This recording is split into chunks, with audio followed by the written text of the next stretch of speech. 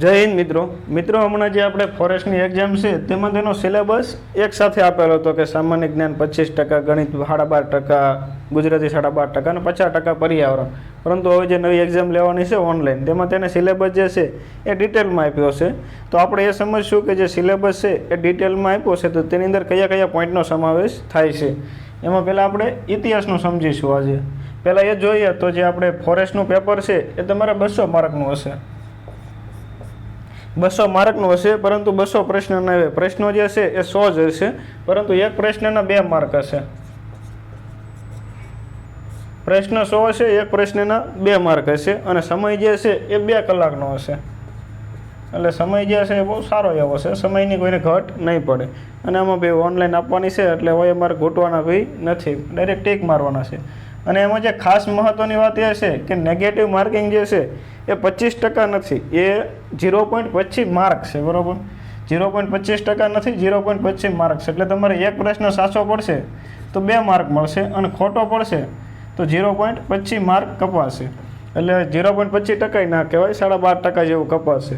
એટલે તમારે 8 પ્રશ્ન ખોટા પડે, 8 તમે ટેક માર્યા, એક સાચો પડી જાય તો 8/8નું જે છે ભરપાઈ થઈ જાય. બરાબર, એટલે તમારે જે આમાં રિસ્ક છે એ વધારે લઈ લેવું, કારણ કે 8 પ્રશ્નો તમારા ટીક મારશો, એમાં 8 પ્રશ્નો ખોટા પડે ત્યારે 2 માર્ક કપાશે અને એક પ્રશ્ન ખોટો પડશે તો 0.25 માર્ક જે છે કપાશે. બરાબર, 4 પ્રશ્નો ખોટા પડ્યા હોય તો તમારો 1 માર્ક કપાય અને એમાં જો એક સાચો પડી ગયો તો તમારે તેના 2 માર્ક મળી જાય. બરાબર, એટલે નેગેટિવ માર્કિંગ જે છે આમાં બહુ ઓછું છે. અને બાકીની તો જે એક્ઝામો છે એમાં નેગેટિવ માર્કિંગ 33% હોય છે. તમારા 3 પ્રશ્નો ખોટા પડે એટલે 1 માર્ક ઉડી જાય. પરંતુ આ જે ફોરેસ્ટ છે તેની અંદર 0.25 માર્ક જ તે નેગેટિવ માર્કિંગ છે, 25% નથી, 25 માર્ક છે. નોટિફિકેશનમાં પણ તેને આપેલું છે, જોવું હોય તો જોઈ લેજો. એટલે 8 પ્રશ્નો ખોટા પડે ત્યારે તમારા 2 માર્ક કપાય અને એક પ્રશ્ન સાચો પડે એટલે 2 માર્ક મળે. બરાબર, એની અંદર સિલેબસ જોઈએ તો 25% જીકે છે. બરાબર, એટલે 25% એટલે 50 માર્કનું છે અને 25 ક્વેશ્ચન આવશે જીકેનું. એની અંદરનું એક ઇતિહાસ છે. જીકેમાં એને ઇતિહાસ, બંધારણ, ભૂગોળ અને વારસો એટલે સબ્જેક્ટ આપેલા છે.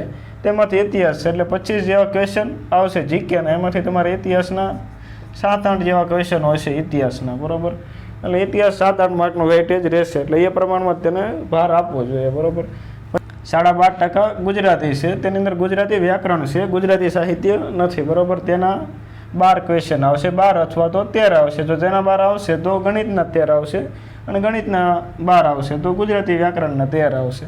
એટલે 12.5% છે અને 25 માર્ક થશે. બંનેને મળી અને 50 થઈ જશે. 12.5% જેવું ગણિત પણ છે, એટલે બંનેના મળી અને 50 માર્ક થઈ જશે અને 25 ક્વેશ્ચન હશે. તેના પછી 50% પર્યાવરણનું વેઇટેજ છે સૌથી વધારે.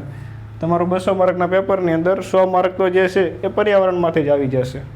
એટલે આ જે છે એ ટોટલ ઓવરવ્યૂ છે કે એટલે તમારો 100 પ્રશ્નો હશે, 200 માર્ક હશે, 0.25 માર્ક નેગેટિવ છે. એની અંદર એને ઇતિહાસનો જે સિલેબસ છે એ ડિટેલમાં આપ્યો છે, એ આપણે સમજીશું. બરાબર, ઇતિહાસની અંદર મોટે ભાગે ગુજરાતનું વધારે છે, ભારતનું બહુ ઓછું છે, અમુક જગ્યાએ જ છે.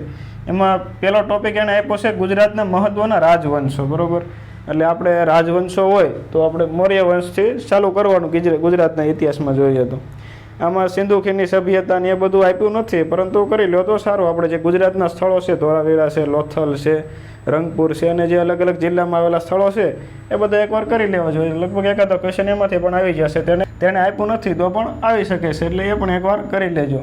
એટલે ગુજરાતના મહત્ત્વના રાજવંશોમાં મૌર્ય, એટલે મૌર્ય આપણે ડિટેલમાં નથી કરવાનો, પરંતુ ગુજરાતના સંદર્ભમાં તેના શું પગલાં હતા. તો આપણે ચંદ્રગુપ્ત મૌર્ય છે તો તેને કયું તળાવ બંધાયું હતું, તેનો સૂબો કયો હતો, આવી બધી જે બાબતો હોય અશોકને રિલેટેડ છે, અશોકનો શિલાલેખ જૂનાગઢમાં આવેલો છે, એ બધી બાબતો ગુજરાતને રિલેટેડ હોય તે આપણે કરવાની છે. ક્ષત્રપ શેની પંચીનો વંશ છે, એમાં બી થોડું ઘણું ગુજરાતને રિલેટેડ આવશે. ગુપ્ત વંશમાં પણ જે ગુજરાતમાં જે ગુપ્ત વંશના સૂબા હોય તેની અંતર્ગત શાસકો કે સુલતાન નિમેલા હોય એ બધું આવશે ગુપ્ત વંશમાં. તેના પછી પ્રોપર ગુજરાતના રાજવંશો ચાલુ થઈ જશે. મૈત્રક વંશ જે છે એ આઈએમપી કહેવાય ને તો ગુજરાતના રાજવંશોમાં જો એમાંથી પ્રશ્ન આવશે તો મૈત્રક વંશમાં એકાદો તો પ્રશ્ન આવશે જ, કારણ કે જે છે એ ગુજરાતનો સ્વતંત્ર રાજવંશ છે, ગુજરાત પૂરતો હતો. એટલે મૈત્રક વંશ જે છે એ આખો કરી લેવો. એના પછી ચાવડા વંશ આવશે, એ પણ આઈએમપી છે. અને સોલંકી વંશ જે ગુજરાતનો સુવર્ણકાળ કહેવાય છે ને એમાં સિદ્ધરાજ જયસિંહ, એ બધામાં એકાદો ક્વેશ્ચન આવી શકે છે. બરાબર, આ બધા આઈએમપી વંશો છે. વાઘેલા વંશ છે, એના પછી દિલ્હી સલ્તનત આવી જાય છે. આપણે લોધી વંશ ને સૈયદ વંશ, તુગલક વંશ, જે બધા વંશ છે, ગુલામ વંશ, એ બધાને રિલેટેડ ગુજરાતમાં કોણ સુબા હતા એ બધું આવશે. એના પછી મુગલ વંશ પણ જોઈ લેવો કે અકબર છે તેના સમયે ગુજરાતમાં શું સ્થિતિ હતી, કયા રાજાઓ હતા સમકાલીન, તેના સુબાઓ કોણ હતા, કયો પ્રાંત જે છે તેની અંતર્ગત આવતો હતો, એ બધી બાબતો જોઈ લેવી. એના પછી સ્વતંત્ર સલ્તનત કે ગુજરાતમાં જે સ્વતંત્ર મુસ્લિમ સુબાઓ થયા, મુસ્લિમ સલ્તનત, એમાં પણ પ્રશ્ન પૂછાઈ શકે મહમ્મદ બેગડો છે વગેરે જે છે એ.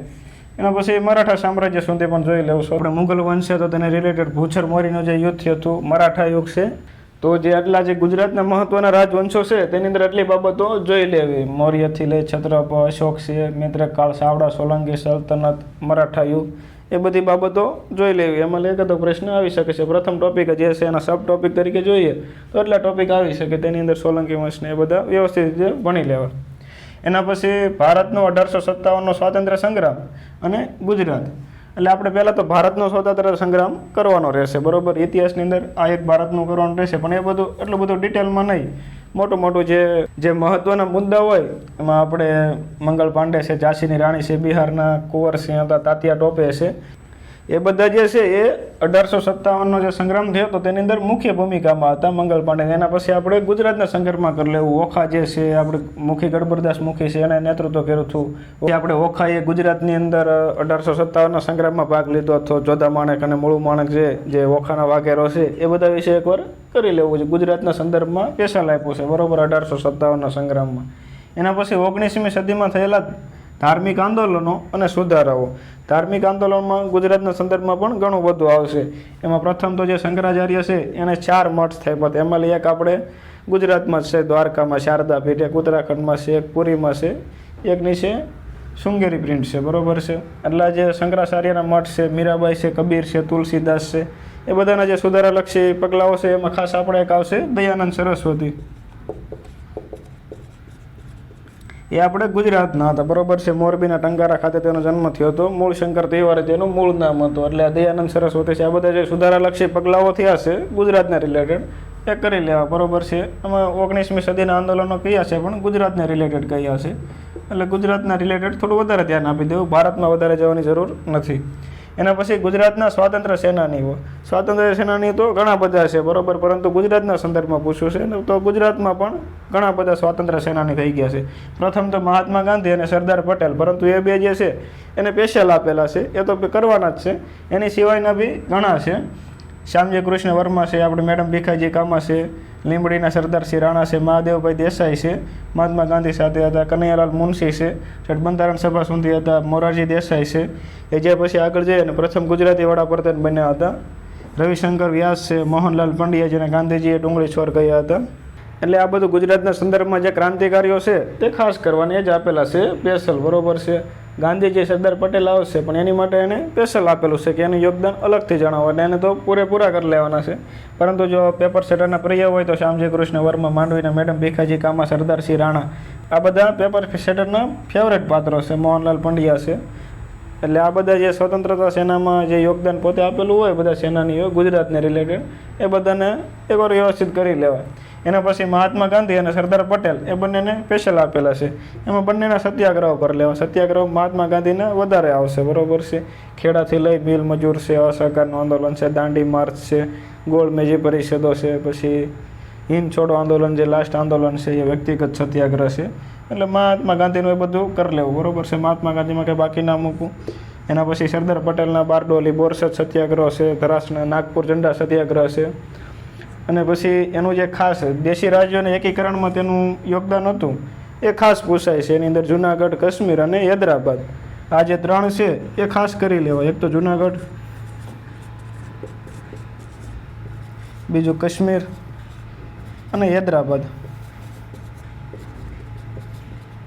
આ ત્રણેયનું જે વિલીનીકરણ છે એ 3 આડા હેલા થાય, બરાબર. એટલે એમાં લઈ પ્રશ્ન વધારે પૂછાતા હોય છે. એ 3 કરી લેવું. એના પછી ગુજરાતની સ્થાપના અને મહાગુજરાત આંદોલનનો ટોપિક આપેલો છે. ટોટલ જોઈએ તો 1, 2, 3, 4, 5, 6, 7 જેટલા ટોપિક આપેલા છે. એમાં એક છે ગુજરાતની સ્થાપના અને મહાગુજરાત આંદોલન. આપણે ગુજરાતની સ્થાપના કરવા માટે મહાગુજરાત આંદોલન થયું હતું. 1 મે 1960ના રોજ ગુજરાતની સ્થાપના થઈ હતી. એ આમ જ નહોતી થઈ ગઈ. એ પહેલાં આપણે બૃહદ મુંબઈનો ભાગ હતા, બરાબર છે.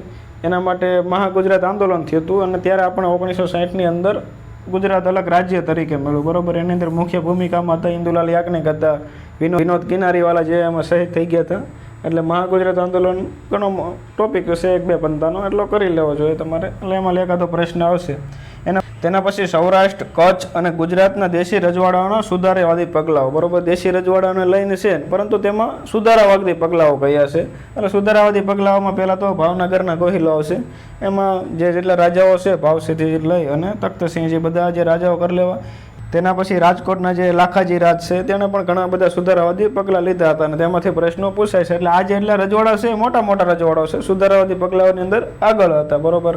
એમાં બી રાજા જોઈએ તો લાખાજી રાજ છે, બરાબર. મોરબીમાં પછી વાઘજી ઠાકોર છે અને મોરબીના જે વંશ છે એ ખાસ કરી લેવા. એમાં વાઘજી ઠાકોર જે છે એને કરી લેવા. એના પછી ગોંડલ જે છે એના ભગવતસિંહજી છે, જેને ભગવત ગૌ મંડળ લખાવ્યું. એના પછી જામનગરના જામ સાહેબ છે, જામ રાજાઓ બધા, એને રિલેટેડ એકવાર જોઈ લેવું.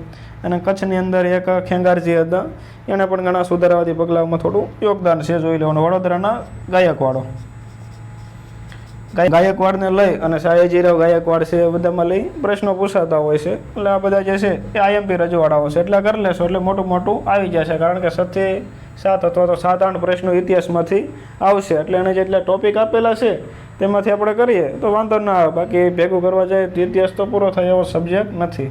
એટલે ફોરેસ્ટની અંદર ઇતિહાસમાં આટલા ટોપિકો આવે છે, તેનું આપણે ડિટેલમાં વર્ગીકરણ જોયું કે કયા કયા સબ ટોપિક આવે છે, જે મુખ્ય ટોપિક આપેલા છે તેની અંતર્ગત. એના પછી આપણે ભૂગોળ છે, બીજા બધા સબ્જેક્ટો છે એનું જોઈશું. આઈ હોપ કે તમને જે ઇતિહાસના ટોપિક છે એ સમજાઈ ગયા હશે. જય હિન્દ.